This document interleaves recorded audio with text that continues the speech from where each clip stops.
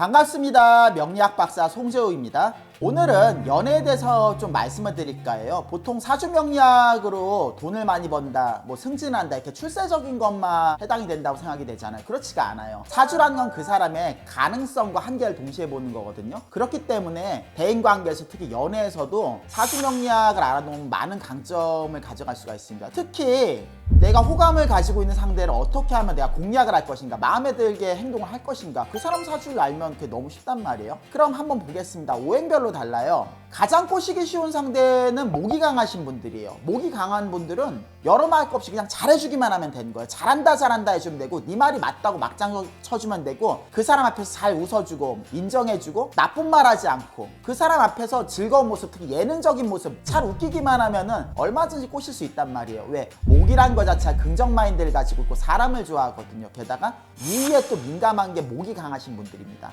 가진 게 많이 없어도, 내가 딱히 다른 사람보다 나은 부분이 없어도 상대방이 목이 강한 사람이라면 그 사람을 즐겁게 해주고 편안하게 해주면 그 사람한테 호감을 가져가기 되게 쉽겠죠?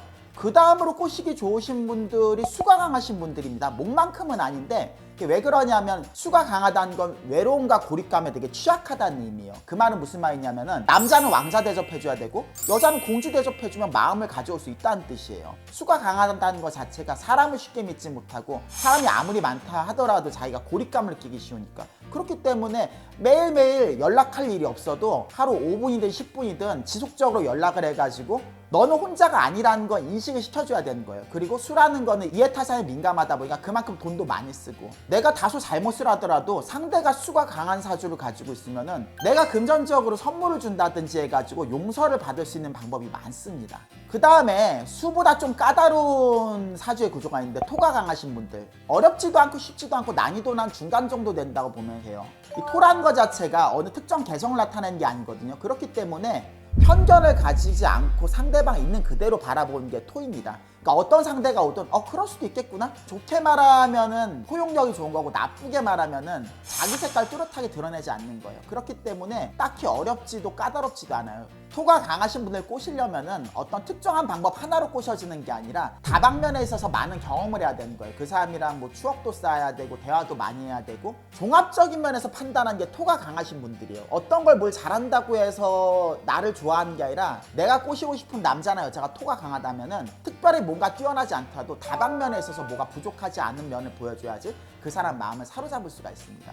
그리고 토 다음으로 이제 화, 금이 남았죠. 여기서부터 난이도가 되게 어려워집니다. 그 다음으로 꼬시기 어려우신 분이 화가 강하신 분들이에요. 이 화가 강하다는 것 자체가 시각적인 반응에 되게 민감하다는 의미죠. 그거는 외모적인 것도 그렇고, 외모뿐만이 아니라 그 사람의 스타일, 그리고 그 사람이 가지고 있는 재력, 스펙, 모든 게 포함이 돼요. 사회적으로 이 사람을 판단할 수 있는 잣대, 모든 게 포함이 된단 말이에요. 그러니까 쉽게 말해서 데리고 다니기 쪽팔리지 않는 상대를 원하는 게 화가 강하신 분들입니다. 근데 내가 꼬시고 싶은 남자나 여자가 화가 강하다, 그럼 난 어떻게 해야 되겠어요? 단순히 잘해준다? 돈을 많이 쓴다?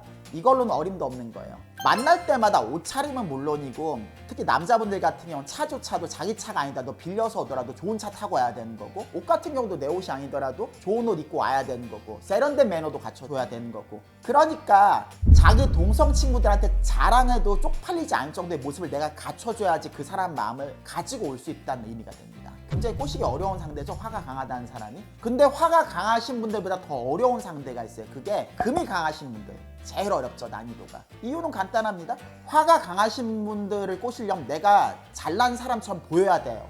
근데 금이 강한 사람을 꼬시려면 내가 실제로 잘나야 됩니다. 그러니까 그 사람의 운동 능력이든 지적 능력이든 외모든 재력이든 실제로 뭔가 하나 뛰어난 부분이 있어야 돼요. 누군가를 존경하지 않는, 사랑할 수 없는 사람이 금이 강하신 분들이에요. 단순히 잘해준다고, 돈 많이 써준다고, 아니면은 그 사람한테 잘난 척을 한다고 해가지고 이 사람의 마음을 사로잡을 수 있는 게 아니에요. 게다가 금이 강하다는 것 자체가 목과는 정반대로 사람 자체를 이렇게 좋아하지 않아요. 존경할 만한 사람을 따르겠다는 거예요, 애인조차도. 그렇기 때문에 내가 어느 분야에서 특히 재능이 있으면 더더욱 그렇죠. 그 사람한테 좋은 모습을 보일 수가 있는 거예요. 뛰어난 모습을 가질 때. 잘난 모습이 아니라 진짜 잘난 모습이 있을 때 금이 강하신 분을 꼬실 수가 있는 겁니다.